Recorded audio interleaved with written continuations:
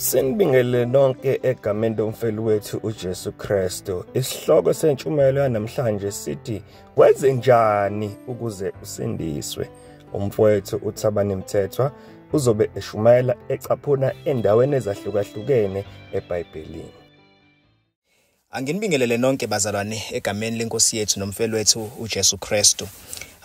Namhlanje ngiyafisa nje ukuthi sibheke kafushane umbuzo ophendulwa yizwi likaNkulunkulu ukuthi ithini impendulo yalombuzo. Lona umbuzo esiuthola njalo makushunyayelwa ivangeli. Umbuzo lo oyi-appropriate response oyindlela appropriate noma indlela okuyiyona yona ekufanele wonke umuntu aphendule ngayo njalo makushunyayelwa ivangeli. Ngamanye amazwi ivangeli akwanele nje ukuthi silizwe, akwanele ukuthi siwezwe amaqiniso evangeli, akwanele ukuthi silijabulele ivangeli ukuthi lishunyayeliwe ngokucacile, kodwa ivangeli liphoqa lidemanda ukuthi kube khona indlela ophendula ngayo emva kokuthi ulizwile ivangeli. The gospel demands us to respond in a particular way. So ikona ke lokho esizokubheka namhlanje ukuthi imuphi lo mbuzo noma yiphi lendlela eappropriate, yiphi lendlela ivangeli lisiphoqayo ukuthi sonke siphendule ngayo njalo masilizwa lishunyayelo, njalo masilizwa lishunyayelo. So umbuzo namhlanje sizophendula ukuthi yikuphi noma yini umuntu okufanele ayenze ukuze asindiswe. Yikuphi okubalekile kakhulu okumele umuntu akwenze emva kokuthi ezwe ivangeli ukuze asindiswe.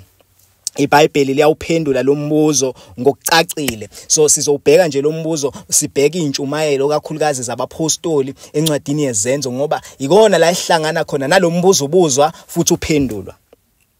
Ku-chapter 2 wezenzo la khona emva kokuthi kwehle umoya ongcwele ePentecost la khona abantu bekhuluma ngezilimi ezahlukahlukene, engazuthi kwakukhona abantu ababeyibona lento yenzeka, beyibuza imibuzo ukuthi kwenze njani, ngabe baphuzile, ngabe badakiwe yini laba bantu bakhuluma ngezilimi angakaze bekhulume ngazo ngaphambilini.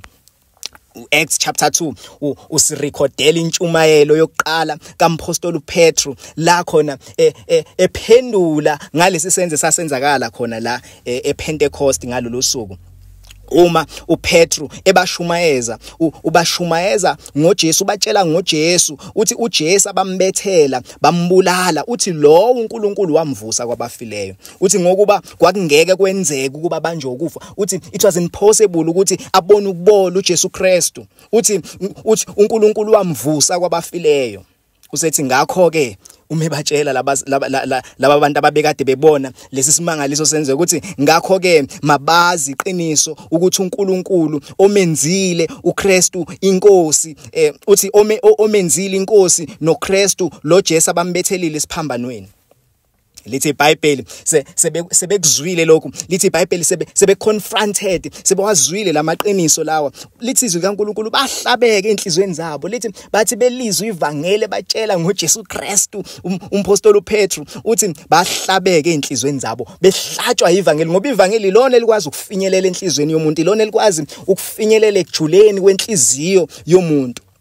And lamadoda lithi ayibuza nanku umbuzo, nawo umbuzo awubuzayo awubuza abapostoli sebelizwile ivangeli, babuza bathi madoda bazalwane senze njani. Ngamanye amazwi nawo umbuzo obuzwa yilabazalwane bathi what shall we do, bathi senze njani njengoba sesilizwile ivangeli, ikuphi okufanele sikwenze. And iyona indlela appropriate, iyona ndlela wonke umuntu olizwile waliqonda ivangeli ngokweqiniso okumele eyibuze wona uma eselizwile ivangeli. Wona umbuzo wonke umuntu kumele efinyelele kuwo uma eselizwile ivangeli. And umpostoli uPeter uthi mewuphendula lo mbuzo kuverse 38 ka-chapter 2, uthi mebaphendula sebewubuzile lo mbuzo emva kokuthi behlabekile bezwe iqiniso levangeli, eqeda ukubashumayeza ngoKristu Jesu owafayo wavuka ngosuku lesithathu, uthi phendukani kube yilowo nalowo abhaphathiswe egameni likaJesu Kristu kube ukuthethelela kwezono. Uthi phendukani, uthi nansi indlela ekumele niresponde ngayo njengoba senilizwile iqiniso lezwi likaNkulunkulu, njengoba senilizwile ivangeli. Uthi phendukani, uthi phendukani kube ukuthethelela kwezono. Uthi abaphenduke, uthi umpostoli uPetru abaphendule Chapter 8 merebuke indoda ebizwa ngoSimeon elithi izwi likaNkulunkulu nawe uyakholwa uma uPetru kade eshumayela ivangeli. Kodwa ku verse 20 to 22 siza uPetru ekhuluma kanje uma ekhuluma nale ndoda leya kade ikholiwe, uma ibona uPetru benza imangaliso abantu bamukela umoya ongcwele.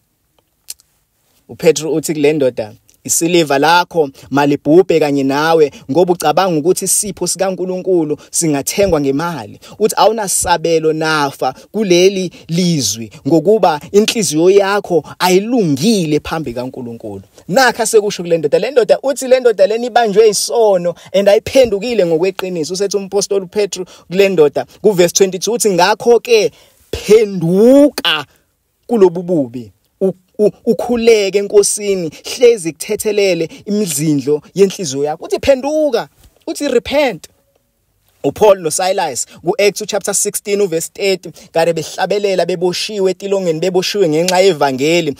Lithi izwi likaNkulunkulu kwavuleka amasango ejele, and ujele owayekade egade iboshwa ngalolu suku lithi weza kumpostoli uPaul, lithi weza kumpostoli uPaul noSilas ebuza umbuzo ubuzayo ujele emva ukuthi ebona impilo yakhe isengcupheni, emva ukuthi ecabanga ukuthi iboshwa iphumile zabaleka zonke. Uthi nangu umbuza ubuzayo kumpostoli uPetru noSilas bese ejele. Uthi ngimelwe ukwenze njani noma ngimele ukwenzani ukuba ngisindiswe na? Ngamanye amazwi nangu umbuzo obalekile kakhulu wonke umuntu okufanele ibuze wona uma ehlangabezana namaqiniso, ehlabeka ngenxa yokushunyayela kwezwi likaNkulunkulu nangenxa yokushunyayelwa kwevangeli. Ngimele ukwenze njani ukuba ngisindiswe na? Ikuphi ekufanele ngikwenze ukuba ngisindiswe? Wonke umuntu kufanele ubuze lo mbuzo uma ivangeli eliqondile elizule ngempela. And na impendulo kampostoli uPaul benoSilas ku verse 31 kaActs chapter 16 uthi kholwa inkosi uJesu yikhona uzosindiswa wena nendlu yakho. Ngamanye amazwi nansi indlela abawuphendula ngayo lo mbuzo uthi kufanele wenze njani? Ikuphi ke manje kufanele ukwenze ukuze usinde olakeni likaNkulunkulu, ukuze usindiswe ebini bezono zakho? Lithi uthi umpostoli uPaul kumele ukholwe inkosi uJesu, kumele ukholwe ikhona uzosindiswa. Kumele ukholwe ukuze uzosindiswa. Yone impendulo leyo. Kwintshumayelo kaPetru ku chapter 10 meshumayela ngoJesu Kristu owavuka kwabafileyo, uNkulunkulu wamvusa kwabafileyo. Uma eshumayela ngaye lo Kristu loyo ethi uyena uyohlelwe labaphilayo nabafileyo, uthi mayiphetha ku verse 43 uthi nguye, methi nguye ukhuluma ngoJesu, uthi nguye bonke abaprofeti abafakaza ngaye ukuthi bonke abakholwa nguye bayakwamukela ukuthethelelwa kwezono ngegama lakhe. Ngamanye amazwi nansi into ayishoyo umpostoli uPetru, uthi bonke abaresponda ngalendlela ekushunyayelweni kwevangeli, ekushunyayelweni kwezwi likaNkulunkulu, bonke abaphendula ngalendlela, uthi abakholwayo, uthi nguye bonke abaprofeti abafakazayo ngayo ukuthi bonke abakholwa nguKristu Jesu bayakwamukela ukuthethelela kwezono. Ukuthethelela kwezono kwamukelwa ngokukholwa, kufunyanwa ngokukholwa egameni lika Jesu Kristu. Umpostoli Paul umeshumayele Athena ku chapter 17 wezenzo ukhuluma lamazwi. Uthi meqeda ukushumayeza labazalwane babekade bekhonza uNkulunkulu abahlukahlukene. Nanka amazwi akakhulumayo umpostoli uPaul ku chapter 17 uverse 30 uthi ngalokho uNkulunkulu wazithalalalisa isikhathi zokungazi, kodwa manje usememezela kubantu bonke ezindaweni zonke baphenduke, ethi ngokuba umisile usuku aza kwahlulela ngalo izwe lonke. Uthi uNkulunkulu usithalalalisile isikhathi zokungazi, kodwa manje usememezela kubantu bonke ezindaweni zonke. God is commanding people everywhere to repent, to repent, to turn from sin and turn to God, ukuba bephenduke ebini babo kodwa bephendukele uNkulunkulu. Uthi ngokuba kunosuku uNkulunkulu alimisile la khona eyohlulela bonke abantu ngolungileyo, amvusa kwabafileyo, inkosi yethu uJesu Kristu. uma usihlola zonke lezi intshumayelo la khona abapostoli beshumayela ivangeli zivala ngazwi linye noma ziphetha ngazwi linye ukuthi abantu kufanele baphenduke bakholwe. Ngamanye amazwi yini umuntu ekufanele yenze ukuze sindiswe uma selizwile ivangeli selizwile iqiniso? Akukhona nje ukuthi kuphele lijabulele ivangeli, kodwa kufanele ukuthi aphenduke bakholwe. We must repent and believe. Kufanele bephenduke bekholwe. Kungazi ukuthi lezi zinto lezi ziyahambisana, kungazi ukuthi abapostoli bayisebenzisa interchangeable lamagama.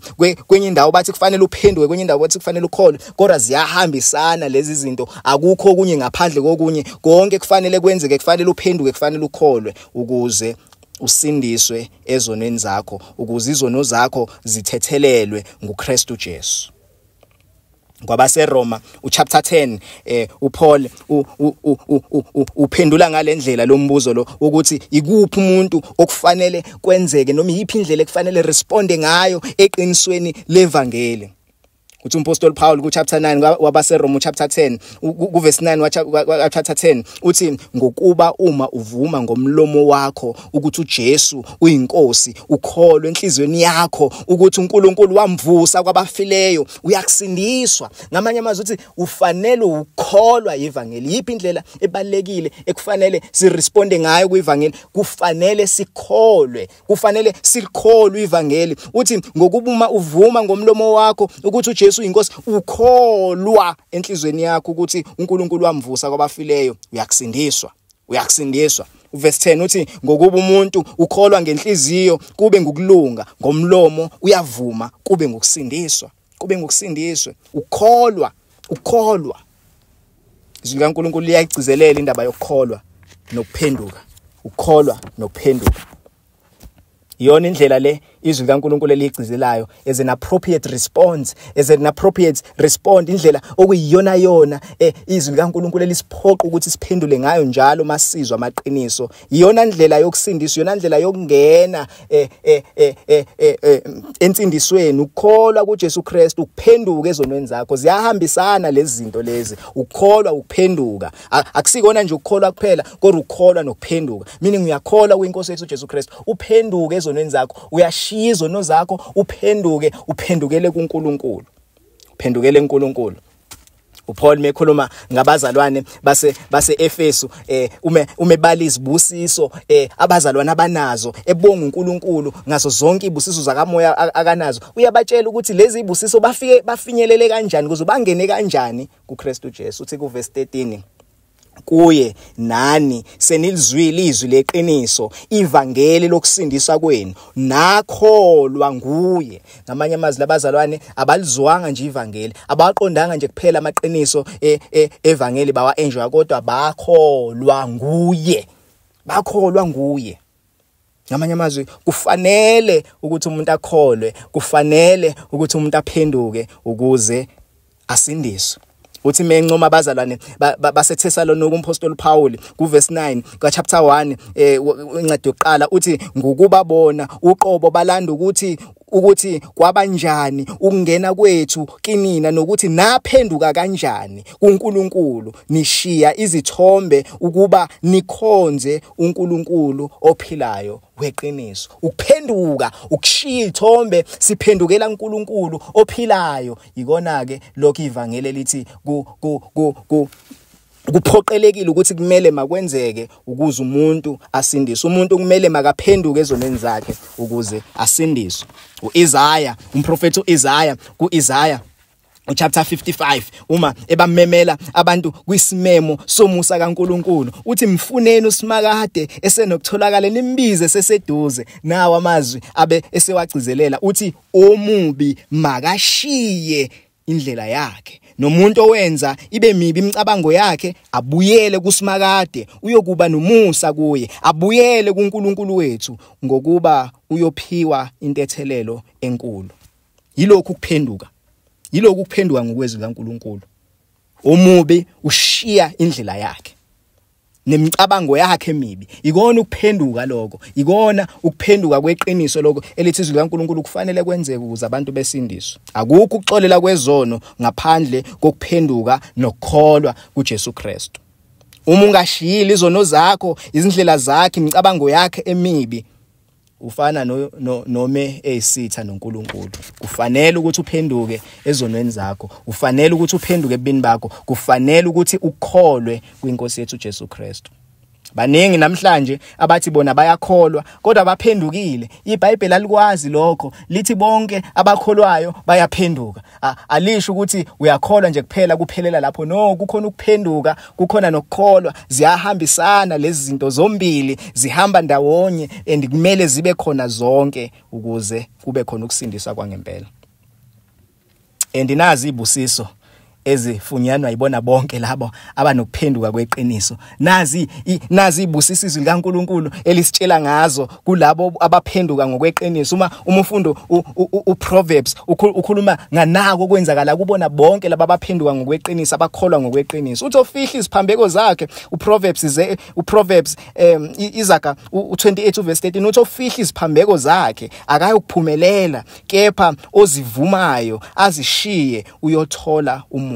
Abantu abathola umusa ilaba abazivumayo bashiya isiphambeko zabo, ibona bafumana umusa. Akusibona laba abasifihlayo, akusibona laba bathi bakholwa kodwa bebezifihla isiphambeko zabo. Ilaba bayaNkulunkulu bevuma izono zabo, becela intethelelo, bethi siyakholwa ukuthi impela uJesu ngenkathi efe esiphambanweni wayifela izono zethu. Wayifela ezonweni zabo. Ibona abantu abafumana umusa. And nasi isithembiso sezwi likaNkulunkulu esithenjiswa uNkulunkulu ukuthi bonke abavuma izono zabo uNkulunkulu uyabathethelela. Ziyahlanzwa izono zabo egazini lika Jesu Kristu. Ukholwa nokuphenduka iyona indlela yensindiso, iyona esiqala ngayo, iyona esiqhubeka ngayo, futhi iyona esizisifinyelele ngayo kuze kubuye iNkosi yethu Jesu Kristu. Iyona impilo yokholwa, ukuphenduka nokukholwa, ukuphenduka nokukholwa. Sihamba ngayo size sifinyelele ekugcineni. And naku uNkulunkulu akuthembisayo ukubona bonke abaphendukayo bekholwa kwiNkosi yethu Jesu Kristu. KumaHebheru chapter 10 verse 17 uthi I will remember their sins and their lawlessness no more. Ngamanye amazwi uNkulunkulu uthembisa ukuthi labo abaphendukayo ezonweni zabo, labo abazivumayo izono zabo, naka akuthembisa bona, naka akabathembisa kona ukuthi izono zabo akasawukuyibuyisa, usixolela zonke izono zabo. Usixolela zonke izono zabo. And iyona nto efunyanwa ibona bonke abantu abakholwayo egameni leNkosi yethu Jesu Kristu. Iyona nto efunyanwa abantu abaphendukayo ezonweni zabo, beshiya izono zabo. Sona sithembiso kumaHubo 103 uma uDavide huba ngalamaqiniso uthi njengalokho impumalanga yehlukene nentshonalanga usidedisile kangaka isiphambeko zethu. Yonke lento zonke lezi busiso enjoywa noma ezitholwa ama promises lawa atholwa abantu abenze njani, abavumile izono zabo, abaphendukile, bakholwa egameni leNkosi yethu Jesu Kristu.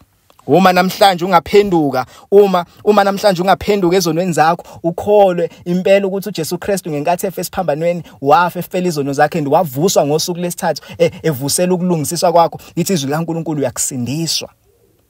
Uma uphenduka ushiya izono zakho, uphenduke ezonweni zakho, uphendukele uNkulunkulu ophilayo, uphendukele kuNkulunkulu owadala izulu nomhlaba, uphendukele uNkulunkulu okuyena owasidalayo, lithi izwi likaNkulunkulu uyakusindiswa. Ngamanye amazwi simele ukuphenduka, simele futhi ukukholwa. Ziyahambisana lezi zinto ukuze kube khona ukukholwa, ukuze kube khona insindiso yeqiniso. uDavide kumaHubo 32 uthi ngathi ngiza kuzivuma isiphambeko zami kuSimakade, yena wangithethelela icala lami. Uthi ngathi ngizokuzivuma isiphambeko zami, yena wangithethelela icala lami. uSimakade usithethelela zonke izono zalabo abazivumayo bekholwa egameni leNkosi yethu Jesu Kristu. Akekho oza kuJesu Kristu amalayo. Bonke abeza kuKristu Jesu besithoba bevuma izono zabo, bekholwa impela ukuthi ngokufa kaJesu Kristu izono zabo ingahlanzwa. uNkulunkulu uyayihlanza izono zabo. Iwona ke umbuzo noma iyona ndlela izwi kaNkulunkulu eluphendula ngalo umbuzo ukuthi kufanele wenzeni ukuze usindiswe, kufanele ukholwe, kufanele uphenduke ezonweni zakho. Amen. Sibonge kunina ngokuthi nisilalele. Siphinde sibonge kakhulu kwesikhulumi sethu sanamhlanje uThabane Mthetho. Sithembe ukuthi lo mbuzo obuziwe kule ntshumayelo emfushane ukwazile ukuthi uphenduleke enhlizweni zenu. Ngalokho ke sithi nje inkosi ibusise. Intshumayelo kanje Siyatholakala ku-YouTube naku-Spotify, Amandla Ensindiso Podcast. Uma nifuna ukusibhalela i-email, siyatholakala amandlaensindiso podcast@gmail.com. Hallelujah.